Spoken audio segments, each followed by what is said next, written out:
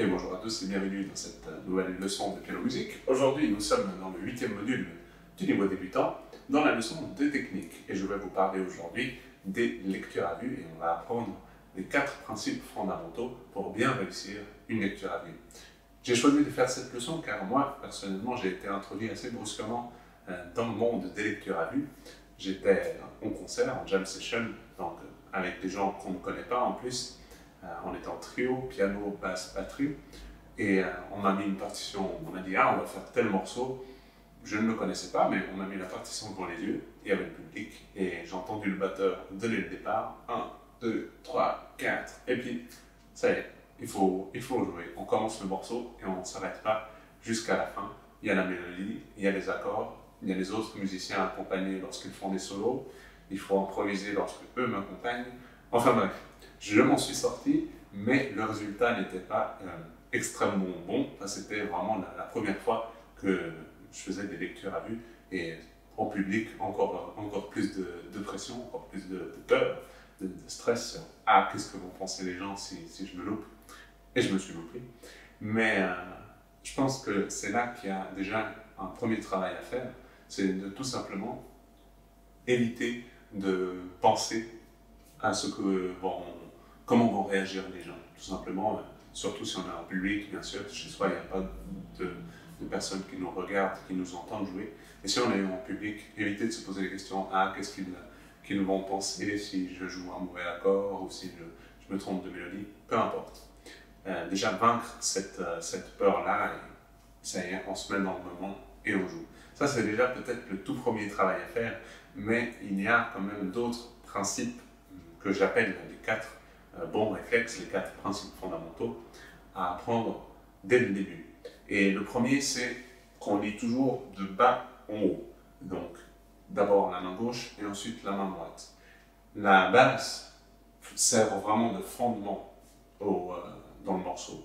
Alors, qu'on soit, là je parle vraiment en situation de piano solo, si vous jouez tout seul le piano, vous n'êtes pas accompagné par un bassiste, votre main gauche aura normalement le rôle de l'accompagnateur en faisant soit une mélodie de basse ou des accords, mais elle sert vraiment de fondement. Et du coup, si elle n'est pas là, le morceau perd complètement de structure.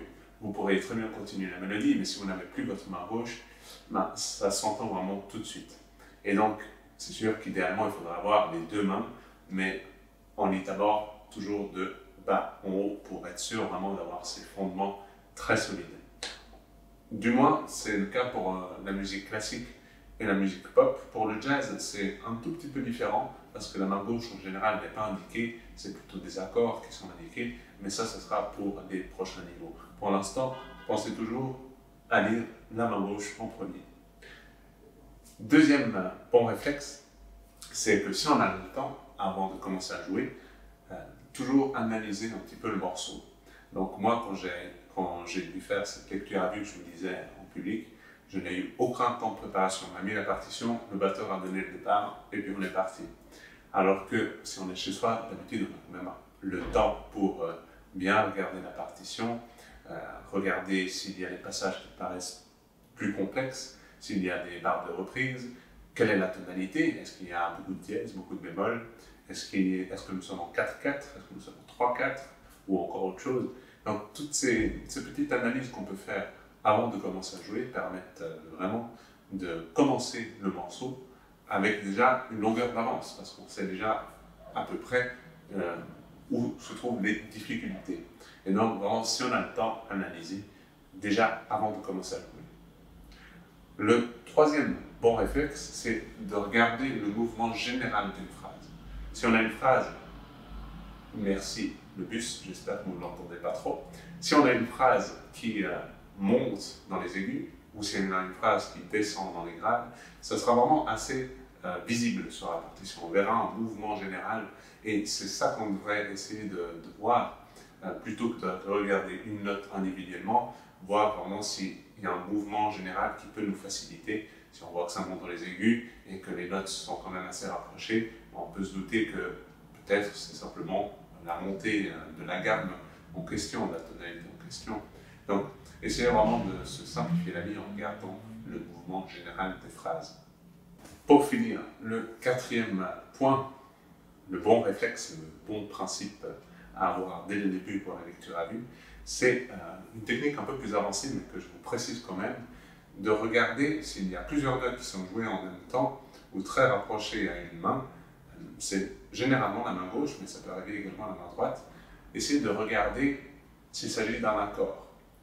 C'est-à-dire s'il y a un Do, un Mi et un Sol l'un sur l'autre, au lieu de regarder individuellement chacune des notes et de réfléchir donc 3 fois séparément, ça c'est un Do, ça c'est un Mi, ça c'est un Sol, essayez de regarder, ces 3 notes-là, l'une à côté de l'autre, c'est peut-être l'une sur l'autre, c'est peut-être un accord. Du coup, on n'avait besoin que de regarder si ça se trouve le Do, et vous savez, c'est un accord de Do majeur, on doit prendre automatiquement la position, et vous pouvez le plaquer, le jouer sur l'instrument. Donc ça permet vraiment d'accélérer le processus de lecture. Regardez plutôt l'ensemble, l'entité, au lieu de chaque note séparément. Et c'est valable pour les accords, qu'ils soient plaqués, donc vraiment les 3 notes en même temps, ou arpégés. Donc, par exemple, Do, Mi, Sol, Do, Mi, Sol, Do. Pareil, essayez de regarder vraiment l'espace qui est entre ces notes et en déduire, c'est peut-être tel accord. Ça va vraiment vous faciliter la lecture. Essayez peut-être également de regarder si, par exemple, vous avez, je ne sais pas, un Ré et un La, au lieu de regarder individuellement le Ré et le La, regardez que le Ré et dites-vous, cet espace-là sur la partition, maintenant je commence à avoir l'œil mesureur, comme je dis souvent, et je mesure cet espace en un coup d'œil et je vois qu'il s'agit de l'espace d'une quinte. Et une quinte au-dessus de Ré, normalement, vous devrez être capable de dire à ce niveau-là qu'il s'agit du La. Donc vous voyez le Ré, vous voyez l'espace par rapport à la note du dessus, vous n'avez pas besoin de savoir quelle note c'est sur la partition, car vous savez déjà dans votre tête que c'est un La, c'est juste une quinte au-dessus. Et c'est particulièrement utile lorsqu'il y a des notes qui sont écrites au-dessus ou en dessous de la partition, des notes un peu plus rares, un peu plus graves ou aiguës, qu'on n'a pas l'habitude de lire et qui sont assez difficiles à lire. Et donc ça va vraiment être très pratique. Par exemple, si vous avez je ne sais pas, un Mi en clé de Sol tout haut, donc entre les 2 lignes du haut, et vous avez une note, une quinte au-dessus.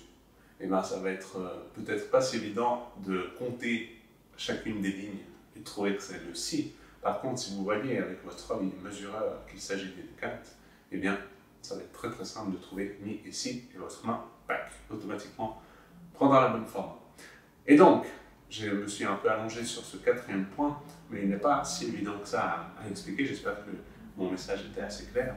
Je vais donc les résumer, ces 4 principes fondamentaux. De manière générale, on lit toujours de bas en haut, d'abord la main gauche, ensuite la main droite.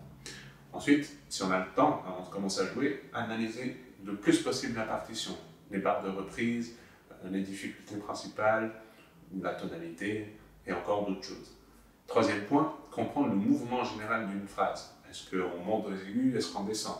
Est-ce que le rythme reste stable? Est-ce qu'il n'y a que des noirs, que des blanches? Ou est-ce qu'on commence avec des rondes, des blanches, des noires, des croches et on donne une sensation d'accélération, par exemple?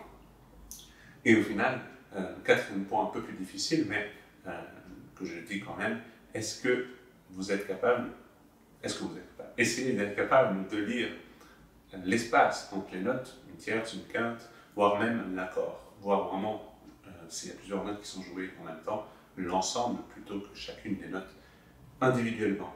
Et sur ce, je vous dis à très bientôt, mais exercez-vous avec la feuille PDF que vous pouvez télécharger dans la leçon.